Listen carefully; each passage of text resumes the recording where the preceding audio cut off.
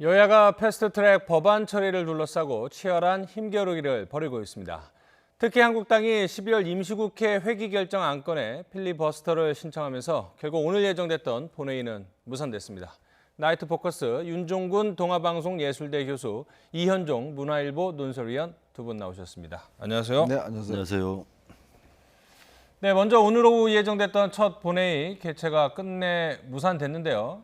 민주당은 오전 합의가 휴지장이 됐다면서 이 비판의 목소리를 높였습니다. 이인영 원내대표의 목소리 듣고 오시죠. 선거법이 먼저입니다. 예산부수법안, 민생법안 한 다음에 다 다룰 수 있을지는 모르겠습니다. 선거법에서 필리버스터가 걸리면 요 회기가 종료될 때까지는 그 하나로 지속이 됩니다. 합의만 하면 자꾸 뒤집히고 이러면 안 된다고 생각합니다. 그럼 어떻게 국회를 운영합니까? 사실 더불어민주당은 오늘 패스트트랙 법안을 일괄 상정하겠다고 했고 애초 문희상 의장도 그럴 가능성을 열어놨는데 결국 본회의가 열리지 않게 된 근본적인 원인은 무엇일까요? 네, 지금은 자유한국당 탓을 하는데요. 결정적으로는 사실은 4+1 지금 민주당을 중심으로 하는 다른 야당과의 해서 선거법이 일단 합의가 되지 못했어요. 이제 그러다 보니까 아무리 자유한국당이 반대한다 하더라도 일단 선거법 자체가 합의를 못했기 때문에 국회가 열려도 사실은 못 올리는 그런 상황이었지 않습니까? 그래서 어차피 오늘 국회는 열리지 못한 것인데 일단 지금 자유한국당 같은 경우는 이제 법안이 올라올 경우는 이제 패스트트랙 하겠다. 더군다나 원래 제일 먼저 안건으로 이제 국회 이 기간과 관련해서 이번이 사실은 임시국회인데요. 상당히 살라미 임시국회라고 이제 보통 명명을 하는데 지난 10일에서 16일까지만 열리지 않습니까? 이제 그렇다 보니까 아마 그거부터 먼저 좀 논쟁을 붙여서 이제 필리버스터 하겠다고 이야기를 했는데 국회 쪽에서는 그거는 필리버스터 용건이 아니다라고 해서 그와 실랑이를 벌이는 사이에 사실상 이제 4+1에서 이제 합의가 되지 않음으로 해서 결국 이제 넘어간 것 같아요. 일단 아직 유동적이긴 한 것 같습니다. 지금 민주당의 안과 다른 당의 지금 정의당이나 이쪽의 안이 상당히 좀 간극이 있기 때문에 내일까지 합의가 될 가능성 아직까지는 좀 없는 것 같아요. 그렇다고 한다면 아마 이번 또 임시국회는 혹시나 이 합의가 못하면 다음 또 지금 임시국회 또 소집해놨거든요. 아마 그쪽으로 넘어갈 수도 있는 상황 같습니다. 네. 지금 자유한국당 황교안 대표 등을 위시한 지도부는 본회의장 앞에서 농성을 벌이고 있는데 여기에 대해서는 어떻게 보세요? 이게 협상 따로 그다음에 이제 물리적인 그런 방어를 하고 있는데요. 지금까지 이제 국회가 파행되어 오는 과정을 보면 번번이 이제 좀 황교안 대표한테 좀 맡겼다 좀 이런 생각이 들어요. 지금까지 이제 그 나경원 원내대표도 기존에 이제 이인영 원내대표나 이제 원내대표 지금 말씀하신 4+1 이건 말고도 교섭단체 간 원내대표 이제 회담에서도 통해서 이제 합의한 많은 사안들이 황교안 대표한테 가서 이제 좀 거부당하고 이런 경우들이 있고 다 기억하시겠지만 며칠 안 됐기 때문에 심재철 원내대표가 원내대표로 당선되고 나서 첫 번째 이제 협상에서 이제 합의를 좀 봤지 않습니까? 그게 또 한국당 의총에서 또 바로 거부가 됐어요. 그러니까 너무 이제 황교안 대표가 이제 원내에 계시지 않아서 그런지 너무 이렇게 대선을 염두에 둔 행보 이런 것 때문에 그런지 자꾸 이제 그 원내에서 이루어지는 지도부 간의 합의 이런 것들이 번번이 이제 황교안 대표 의중에 좀 막혀서 관철되지 못하고 있는 그런 모형새가 자주 연출되는 것이 좀 안타깝습니다. 자, 황교안 대표가 나를 밟고 가라 이렇게 이야기를 하면서 지금 사흘째 농성을 이어가고 있는데요. 황교안 대표가 어떤 말을 했는지 한번 들어보시죠. 왜 그 선거법 바꿉니까? 여러 번 필요하다고 안 하셨잖아요. 국민이 필요 없는 그 선거법을 이 정권이 왜 개정하려고 하는 겁니까? 왜 악법이냐? 우리 국민의 뜻에 반하는 법이니까 악법입니다. 이 정권 반드시 굴복시킵시다. 무너뜨립시다. 지금 자유한국당이 필리버스터 카드를 이제는 꺼내들고 있는데 그거 말고 또 다른 전략이 있을까요? 일단 뾰족한 방법이 없습니다. 지금 108석의 의석이 있기 때문에 사실은 어떤 면에서 보면 지금 4+1이 강행을 한다고 하면 막을 수 있는 방법은 없어요. 왜냐하면 지금 아까 나왔지만 필리버스터라는 게 해당 임시국회만 해당되는 거거든요. 그러니까 다음 임시국회 넘어가면 그 안건에 대해서는 그냥 통과시킬 수가 있는 겁니다. 그러다 보니까 필리버스터 효력이 제한적이죠. 자, 그렇기 때문에 사실은 이제 지금 야당 내부에서 나오는 이야기가 물론 뭐 지금 연동형 비례대표제라는 게 처음에 당초보다는 거의 어떤 면에서 보면 이제 의미가 없어져 버리는 지금 상황까지 와버렸습니다. 지금 뭐 야당 같은 민주당 같은 경우에 지금 이 안 자체가 250 플러스 50이 돼 가는데 옛날에는 275에서 이제 였거든요. 그럼에도 불구하고 지금 이 안 자체는 어떤 면에서 보면 연동률 자체가 또 절반으로 또 후퇴를 했고 더군다나 지금 민주당 일부에서는 야당과 협상을 하기 위해서 이것 또한 한 5석 정도를 더 줄여서 한 20석 정도만 이제 연동률을 하고 나머지 그냥 현행대로 하자 이 정도의 안까지 나왔단 말입니다. 이제 그렇게 돼버리면 사실 이 안 자체가 굉장히 어떤 면에서 보면 좀 의미가 없어져 버리는 그런 상황까지 온 것인데 지금 황교안 대표 입장에서 보면 이게 어떤 정책 타협보다는 이제 강한 선명성을 좀 보이겠다. 그래서 뭔가 이쪽에서 굴복시키겠다라고 이야기를 하는데 현실적으로 지금은 어떤 면에서 보면 누구 하나 일방적 승리로 갈 수 있는 상황은 저는 아닌 것 같습니다.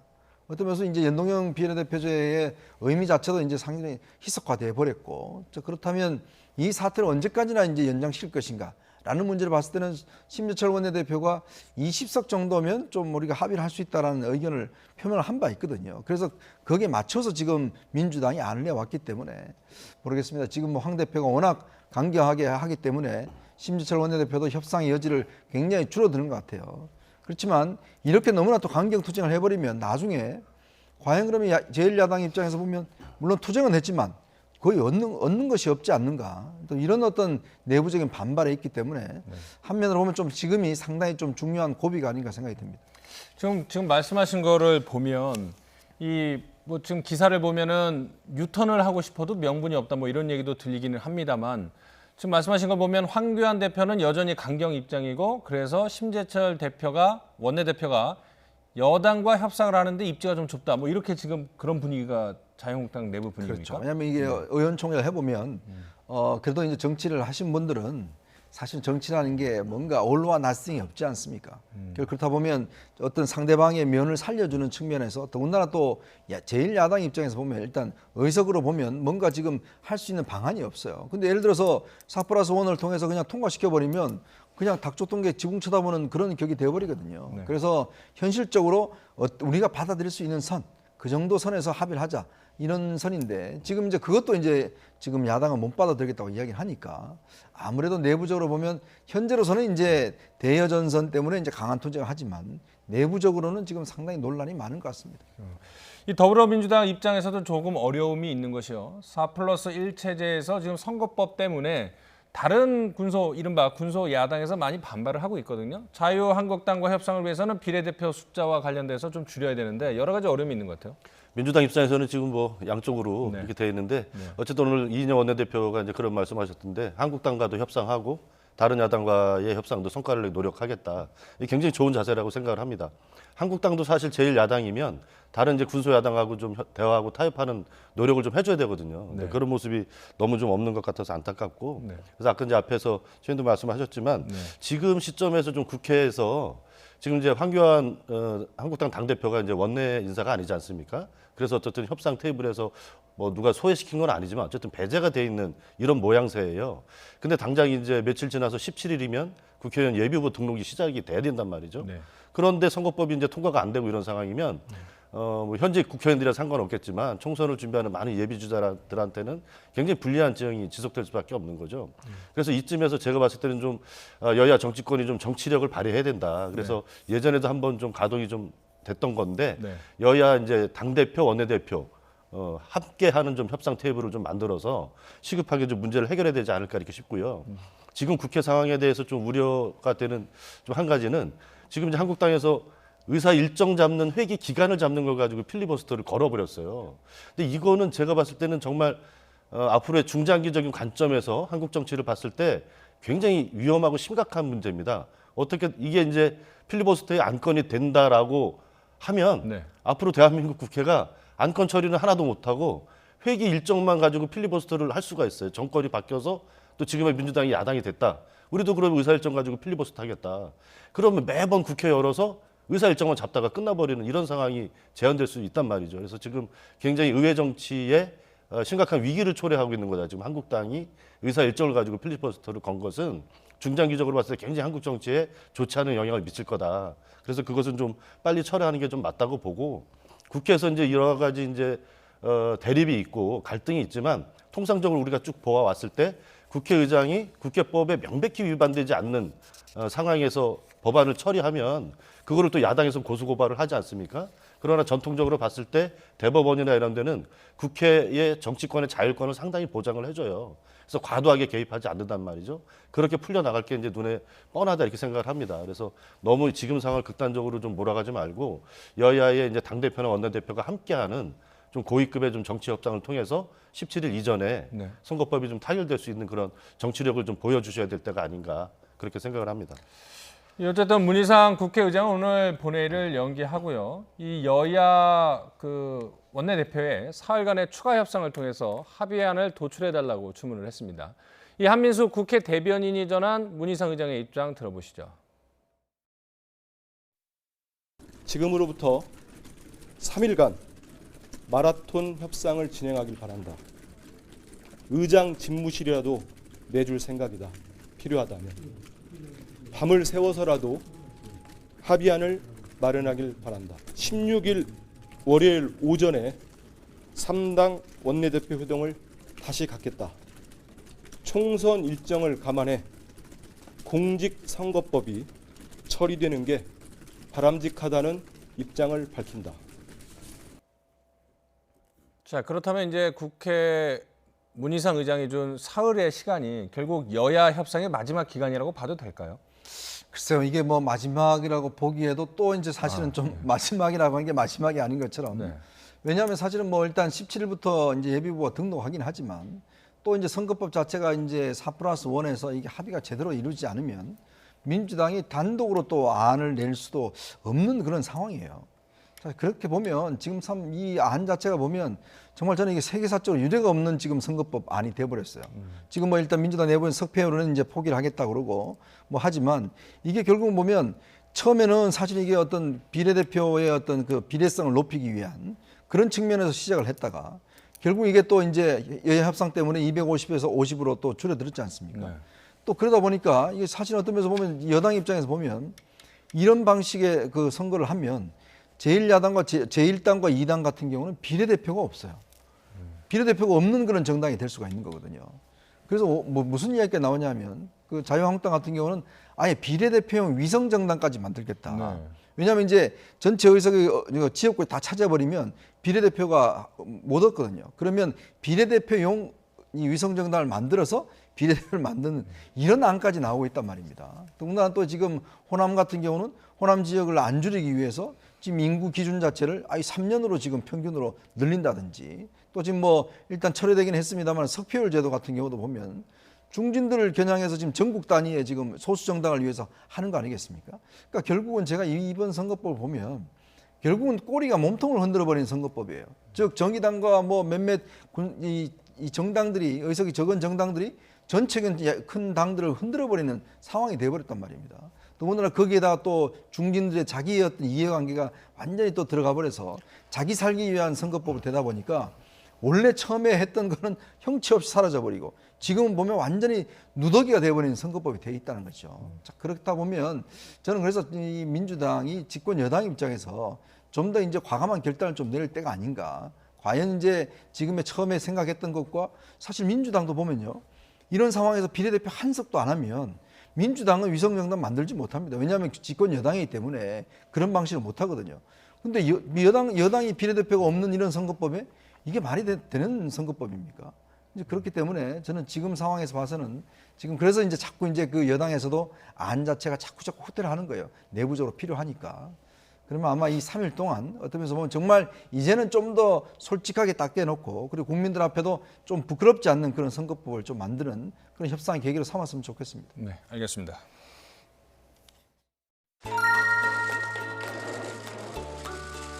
우리가 통합하는 이유는 진보의 자산이 되고자 함도 아니고 보수의 자산이 되고자 함도 아닙니다. 대한민국의 자산이 되고자 함입니다. 가장 힘든 이 죽음의 계곡 마지막 고비를 모두 살아서 건너갔으면 좋겠습니다. 저는 우리 할 수 있다고 생각합니다. 여러분 같이 합시다. 자유한국당의 생각을 염두에 두고 상당 작업을 하는 것이 이제는 정책이 들어간 만큼 안철수 대표가 어디 합류할 것이다 이런 인색한 보험을 마시고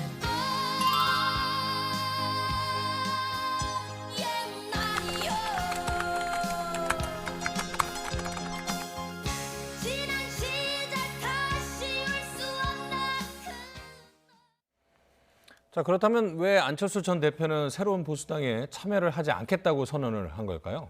지금 봤을 때는 이제 안철수 대표의 시선은 이미 그냥 대선으로 가 있는 것 같아요.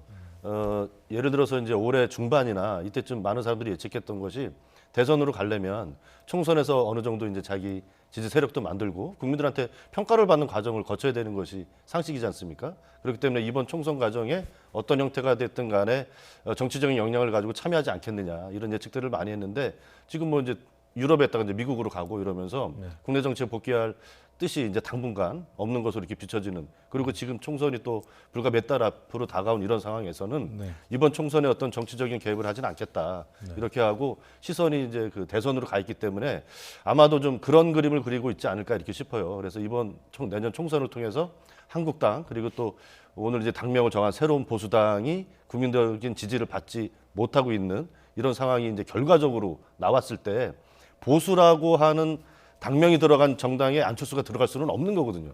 그동안 쭉 해왔던 발언과 언행들이 있기 때문에 그랬을 때 그 보수가 무너진 자리에 중도라는 깃발을 들고 다음 대권을 준비하겠다 이런 어떤 전략적인 포지션을 좀 유지해 가려고 하는 것 아닌가 그렇게 보여집니다. 자, 안 전 대표가 이제 지난해 7월 정치 일선에서 물러나겠다면서 이 사실상 정계 복귀 계획이 없음을 밝혔었는데요. 당시 발언도 한번 들어보시죠.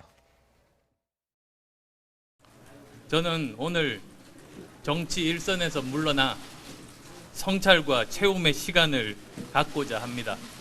세계 곳곳의 현장에서 더 깊이 경험하고 더 큰 깨달음을 얻겠습니다.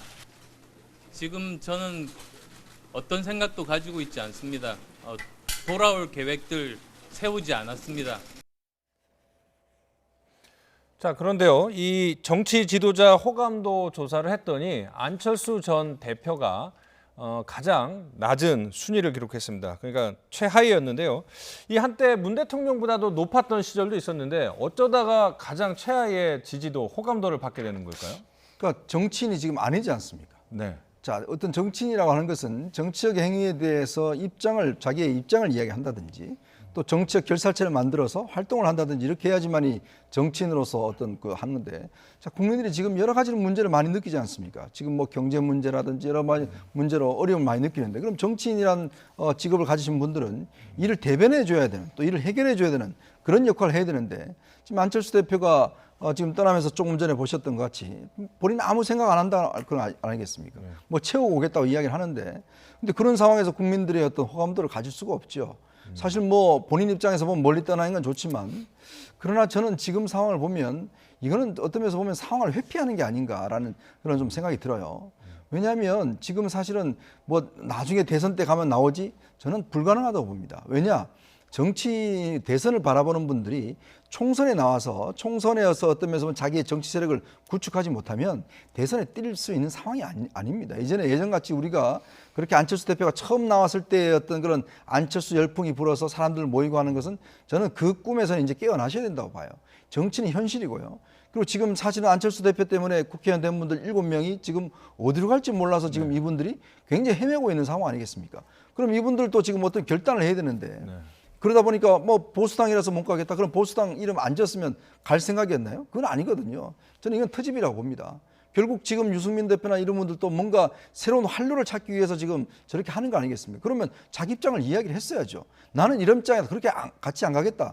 그런 입장을 이야기를 하면 오히려 이분들의 어떤 보면 자기들의 정치 행보를 잡는데 손쉬울 텐데, 아무런 이야기도 하지 않고 뭐 이런 식으로 뭐 이렇게 이야기만 하니까 남아있는 분들 같은 경우도 답답하고 또 보는 분들도 답답하고, 저는 그렇기 때문에 저는 이제는 안철수 대표가 이제는 뭐 정치를 떠나신 거 아닌가라는 솔직히 그런 생각도 듭니다. 정치인이 정치적 입장에 대해서 이야기를 하지 않는 것은 정치인으로서 굉장히 무책임한 겁니다. 그러니까 이 현실 정치에 대해서 관여를 안 하고 앞장서지 않고 조금 회피를 하는 것 같다 뭐 이런 말씀하셨는데 오히려 반대로 이낙연 국무총리 같은 경우에는 정치 지도자 호감도에서 1위를 기록하고 있는데 어떤 인기 비결을 어떻게 봐야 될까요? 일단 뭐 좀 외부적으로 이제 얘기할 때는 이제 안정적인 이제 말씀, 언행 이런 것들 때문에 이제 국민들이 이제 호감도가 높다 이렇게 얘기하는데 제가 보기에는 이제 그런 것은 이제 어떤 그 너무 단편적으로 보는 것 같고요. 네. 전반적으로는 문재인 정부의 이제 국정 운영 지지도가 튼튼하게 이제 거의 이제 부정 지지를 또 다시 이제 앞지르고 있지 않습니까? 네. 이런 정권에 대한 지지 여론 국민들의 이것이 가장 밑바탕이 되는 거죠. 네. 아무리 이낙연 총리가 안정적인 언행을 구사한다 하더라도 문재인 정부, 문재인 대통령에 대한 지지도가 바닥을 치거나 이러면 총리로서 그것을 이렇게 버틸 수가 이제 지지율을 유지해갈 수가 없거든요. 네. 그러니까 가장 기본적이고 중요한 토대는 문재인 정부에 대한 국민적인 지지 이런 것이 유지되고 있는 것이 가장 중요하다고 보고요. 네. 거기에다가 또 총리로서 갖고 있는 어떤 정치력을 또 부처 장악력, 행정 능력 네. 이런 것들을 전반적으로 잘 보여주고 있다. 그렇기 때문에 지금 이제 호감도가 높게 나온다 이렇게 이제 생각을 하고요. 지금 그래픽을 좀 보시면 파란색이 이제 호감도인데요. 이 의원님, 그 지금 첫 번째부터 4등까지 보면은 여권 또는 심상정 대표 같은 경우에는 이제 진보 진영으로 본다면 1, 2, 3, 4위가 다 여권이나 진보 진영이거든요. 이건 네. 어떻게 봐야 될까요? 아무래도 아직까지 이제 야당에 대한 국민적 호감도가 많이 떨어지기 때문에 어떤 면에서 뭐 물론 뭐 현 정부에 대한 비판적인 생각들은 많이 갖고 있지만 그렇다고 하더라도 또 인물적인 면에서 그렇다면 그러면 야당의 어떤 대안 세력으로서 있느냐 이 부분에 대해서 아직까지 국민들이 좀 선택을 못 하시는 것 같아요. 저는 이낙연 지금 총리의 지지율이 높은 게 뭐 현 정권의 지지율이 높아서 그렇다기보다는 저는 이미지라고 봅니다. 결국은 어떤 면에서 보면 지금 뭐 총리라는 자리가 일단 대통령보다 책임이 없지 않습니까? 그리고 뭐 국회에 나와서 말 몇 마디 하는 것들 뭐 이런 것에 대한 하나의 이미지지.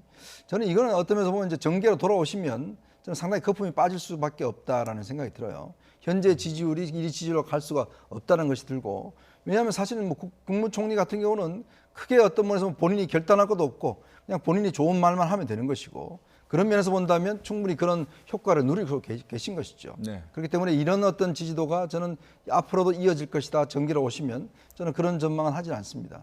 그렇기 때문에 앞으로 이제 좀 요동을 칠 건데 문제는 이제 총선 결과에 따라서 사실은 이 정치인들 호감도 지지는 많이 달라질 겁니다. 결국 이제 황교안 대표가 야당으로서 제대로 자리 잡느냐 거기에 따라서 결판이 날 것이고요. 그다음에 이제 이낙연 총리도 마찬가지로 정치인으로서 다시 복귀를 해서 당의 어떤 주도권과 본인의 이미지를 할 수 있느냐 여기에 따라서 저는 결국 이미지 어떤 지지도가 결정나지 않겠는가라는 생각이 듭니다. 알겠습니다. 예.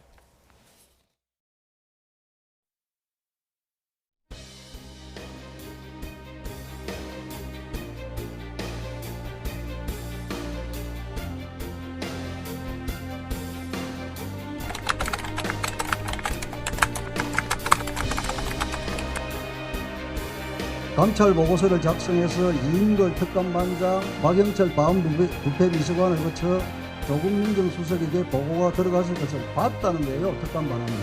그런데 그 위에 이렇게 할 지시가 없었다는 거예요. 첩보를 조사를 한 결과 그 비첩보 자체에 대해서는 근거가 약하다고 보았습니다.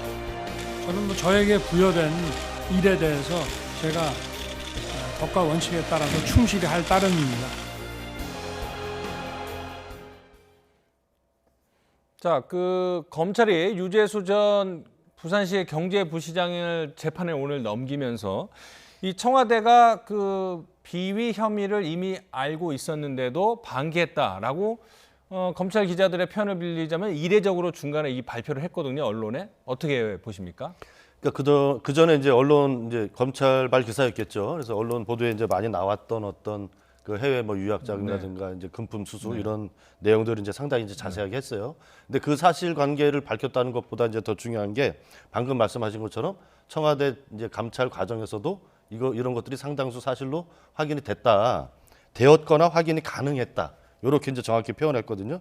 이렇게 표현한 것은 감찰 중단 수사를 위한 명분 확보를 위한 그런 이제 밑자락 깔기 이런 거라고 생각을 해요. 지금 이제 정경심 교수 공소장 이제 변경을 둘러싸고 법원하고 이제 검찰이 굉장히 치열하게 붙고 있고 검찰의 입장을 지금 이제 재판부에서 거부당하고 있는 이런 형국이지 않습니까? 그렇다 보니까 이제 몇 달 동안 이어져 온 검찰의 어떤 조국 전 장관을 둘러싼 수사, 이것의 어떤 근본적인 명분 자체가 지금 흔들리고 있는 상황이에요. 그러다 보니까 이제 검찰로서는 어떤 형태가 됐든 간에 조국 전 수석의 어떤 뭐 비위가 됐든 이런 것들을 좀 입증해야 되는 좀 이렇게 사지로 좀 몰려가고 있는 좀 형국인 것 같아요. 그러다 보니까 유 전 부시장 기소하면서 그 본인의 어떤 그 부정비리, 뇌물수수 여기서만 얘기가 끝나는 게 아니라 조국 전 장관하고 연결될 수밖에 없는 당시 이제 청와대 특별감찰반에서도 어느 정도까지 사실 확인이 가능했다, 이런 어떻게 보면 그 구속 이제 유재수 전 부시장을 구속 기소하면서 불필요했던 얘기인데 의도적으로 이렇게 좀 알린 게 아닌가, 예, 그렇게 보여집니다. 자, 이 당시 감찰 중단 결정에 대해서 조국 전 장관이 이 장관 인사청문 과정에서 언급한 내용이 있는데요. 내용 한번 들어보시겠습니다. 유재수 전 금융위 국장 경우에 있어서는 그 비위 첩보가 저희에게 접수되었습니다. 첩보를 조사를 한 결과 그 비위 첩보 자체에 대해서는 근거가 약하다고 보았습니다. 그런데 그 비위 첩보와 관계없는 좀 사적인 문제가 나왔습니다. 그 말씀은 제가 답변을 드리지 못하겠습니다. 그래서 민정비서관실의 책임자인 백원우 비서관에게 금융위에게 통지하라고 제가 지시했습니다. 이상입니다. 그러니까 이제 오늘 검찰이 이례적으로 언론에 알린 내용을 보면 조국 전 장관이나 백원우 전 비서관의 그동안의 진술 내용이 다 사실이 아니다라고 반박을 하는 거 아니겠습니까? 그렇죠. 이게 왜냐하면 사실은 이제 그 특감반에서 이게 이제 제보가 들어와서 2달 동안 조사를 했습니다. 당시에 그래서 유재수 전 부시장에 대한 휴대폰을 다 이미 제출받아서 포렌식도 하고 내용을 다 살폈어요. 그리고 2차례 조사를 하고 나중에 이게 이제 유학자금까지 나와서 자, 그러면 당신 저 해외 계좌 그거 다 자료 가져와라. 그래서 이제 내보냈는데 그때부터 이제 조사를 안 받겠다고 그래서 문제가 이제 된 것이거든요. 그러니까 해외 계좌까지 다 나왔다는 이유는 뭐냐면 결국 유학자금까지도 확인했다는 겁니다.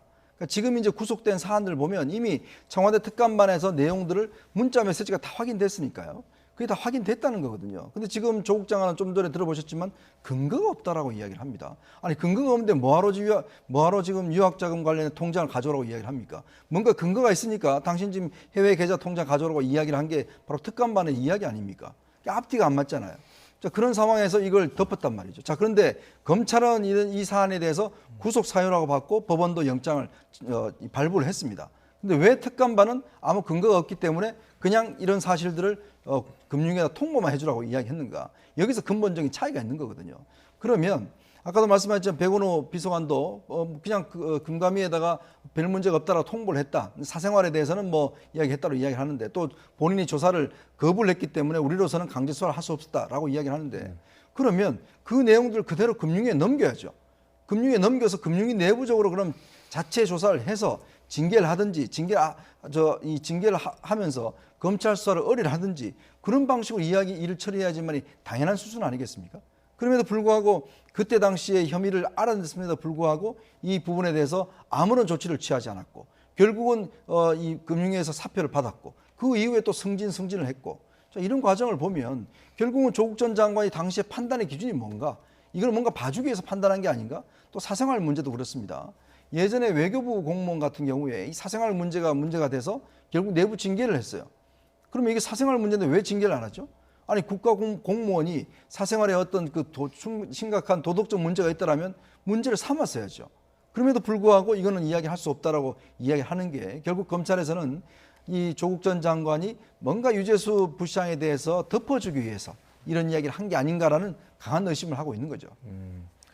자, 뭐 지금 이런 의혹이 있다라고 말씀하셨는데 혹시 거기에 대해서 뭐 반론하실 게 있으실까요? 아직까지는 뭐 검찰에서 이제 지금까지 수사를 통해서 이제 기소를 한 것이고 그것이 실제 이제 유죄까지 인정되려면 이제 법원까지 가야 되는 거지 않습니까? 검찰이 수사 단계에서 확보한 정황이나 근거를 가지고 이제 구속 기소 의견을 낸 거죠. 지금까지 상황은. 근데 그거를 어떤 확정된 재판 과정을 통해서 확정되기 전까지는 무죄 추정의 원칙이 이제 적용돼야 된다고 보고 그것을 또 검찰에서 수사한 결과들이 재판 과정에서 이제 사실이 아닌 경우로 밝혀지는 경우들도 굉장히 많이 봤지 않습니까? 우리가 그동안. 그래서 그런 가능성은 열어두고 좀 지켜봐야 되지 않을까 싶습니다. 자, 이번에는 정경심 교수의 표창장 위조 사건 공소장을 재판부에서 그 공소장 변경을 불허한 문제를 한번 짚어보도록 하겠는데 일부에서는 그 불허를 한 판사가 뭐 재판의 목적을 갖고 결론을 갖고 이렇게 했다 이런 비판도 나오고 있는데 그렇게 볼 수가 있을까? 아니면 법적으로 좀 검찰이 좀 미진한 게 있었던 걸까요? 글쎄요, 뭐 일단 검찰도 당시 상황이 보면 굉장히 급박한 상황이었지 않습니까? 일단 그날 기소를 하지 않으면 공소시효가 끝나는 상황이었기 때문에 상당히 좀 부족한 상황에서 기소를 한 건 사실인 것 같아요. 그렇지만 지금 같은 경우에 이제 공소장 변경을 불허하는 것은 저도 참 납득하기 좀 어렵습니다. 뭐 일반 예전에 법원의 판사하신 분도 그런 의견을 많이 냈던데 왜냐하면 지금 혐의가 달라진 게 아니에요. 혐의는 똑같은데 상황이 좀 달라졌을 뿐입니다. 자, 그런 문제를 왜 그러면 공소장 변경을 하지 않았는지에 대해서 좀 납득할 수 없는 것이 그런 어떤 법리적으로도 그런 논쟁이 있기 때문에 물론 뭐 판사 본인께서는 또 그게 정당화했기 때문에 논쟁이 붙을 수는 있어요. 그래서 이게 이제 법조계 내부에서 논쟁이 붙다 보니까 그래서 지금 뭐 일부 전직 영장전담 판사 같은 경우는 이거는 재판부 기피 신청을 해야 된다라고까지 이야기를 하니까 오늘 법원에서 입장을 발표를 해서 이런 어떤 공세는 좀 멈췄으면 좋겠다라고 이야기를 하지 않습니까? 네네. 이게 하나의 어떤 법률적 논쟁이기 때문에 모르겠습니다. 앞으로 이제 검찰이 추가 기소를 해서 또 두 가지 사건이 동시에 재판하는 아주 희한한 상황이 벌어질 수도 있어요. 그렇죠. 그것에 또 나중에 항소심에서 어떻게 받아들일지 이 문제는 어차피 이제 법률적인 공방으로 정리가 될 수 있지 않을까 생각이 듭니다. 자, 그런데요. 이 청와대가 조국 일가에 대한 검찰 수사 과정에서 인권 침해가 발생했다는 이 국민 청원에 대해서 답변 연기를 했는데 이 답변 조건을 충족하는 그런 거에 대해서 연기한 게 이번이 두 번째라고 하는데 어떤 의미가 있다고 봐야 될까요? 워낙 이제 뭐 조국 전 장관이 이제 대통령과의 친분 관계라든가 또 청와대에서 또 했던 역할, 또 이제 법무부 장관까지 했던 그런 이제 역할이 있었기 때문에 그것에 대해서 지금 이제 청와대 입장에서 바로 이제 입장을 내기가 상당히 좀 곤혹스럽죠.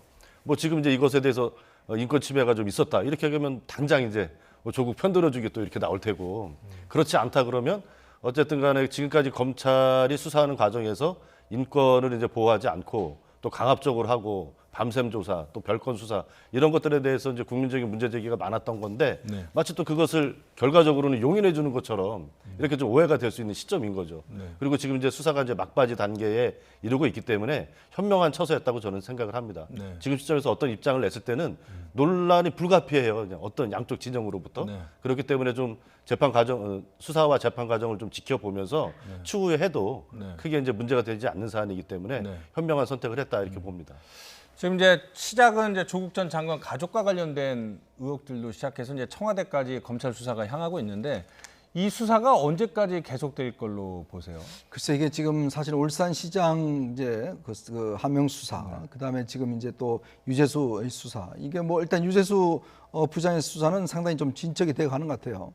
근데 지금 울산시장 선거 같은 경우도 상당히 지금 상당히 깊게 수사를 하는 것 같고 어차피 제가 볼 때는 아마 내년 초까지는 이 수사가 진행되지 않겠는가 싶습니다. 총선 직전까지 간다는 그렇죠. 뭐 어차피 이 이슈 자체는 계속될 것이고 사실은 수사를 하다 보면 또 수사하는 과정 속에도 파생되는 문제들이 또 나타날 수가 있는 거거든요. 그러면 예측할 수는 없습니다. 사실 이제 어쩌면 이 문제 같은 경우는 권력 실세들의 어떤 그 문제로 이제 비화되다 보니까 사실 지금 최근에는 이제 검찰이 새로 바뀐 공보규칙에 따라서 아예 기자하고 이제 검찰이 접촉을 못하게 하고 그리고 또 사실은 수사 결과를 전혀 지금 발표하지 않고 있기 때문에 우리가 알 수는 없지만 사실은 지금 어떤 면에서 보면 정권의 실세들이 나눴던 대화 내용이라든지 개입했던 인사 내용이라든지 그런 게 만약에 추가로 밝혀진다고 하면 이 본안을 넘어서서 더 중요한 문제가 될 수 있는 거거든요. 예를 들어서 생각해 보십시오.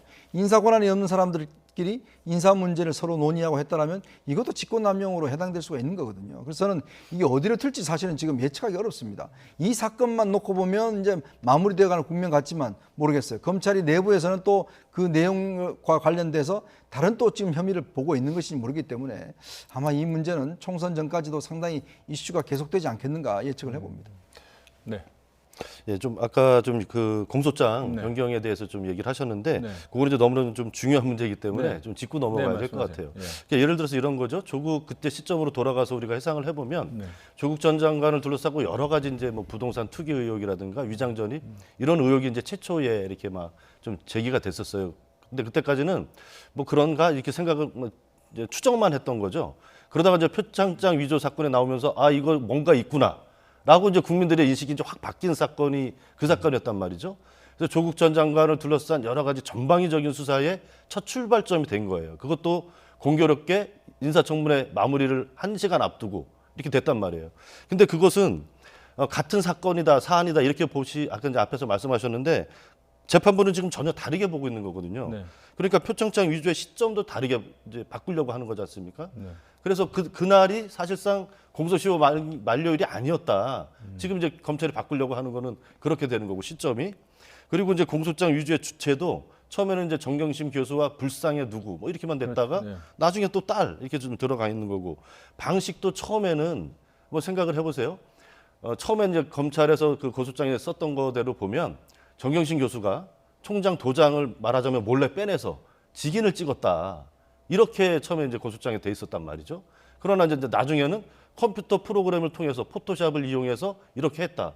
이게 어떻게 같은 사건으로 이해가 되는지 저는 좀 상식선에서 좀 납득이 안 되고요. 네. 그래서 재판부에서는 이 표창장 위조 사건을 둘러싼 시점과 주체, 방식이 너무나 다르기 때문에 이것을 한 사건으로 볼 수가 없다 도저히 이렇게 얘기하고 있는 거고 그것에 대해서 법조계에서 이제 반론도 제기되지만 재판부의 판단이 합리적이다라고 옹호하는 입장들도 충분히 나오고 있어요. 네. 그래서 이것은 어떤 지금까지 진행됐던 뭐 80군데를 압수수색하고 뭐 20명의 뭐 검사들이 투입되고 정말 전방위적인 이런 수사가 벌어진 첫 출발점 명분이었기 때문에 명명백백하게 이거 사실관계가 네. 밝혀질 필요가 있다 이렇게 생각을 알겠습니다. 합니다.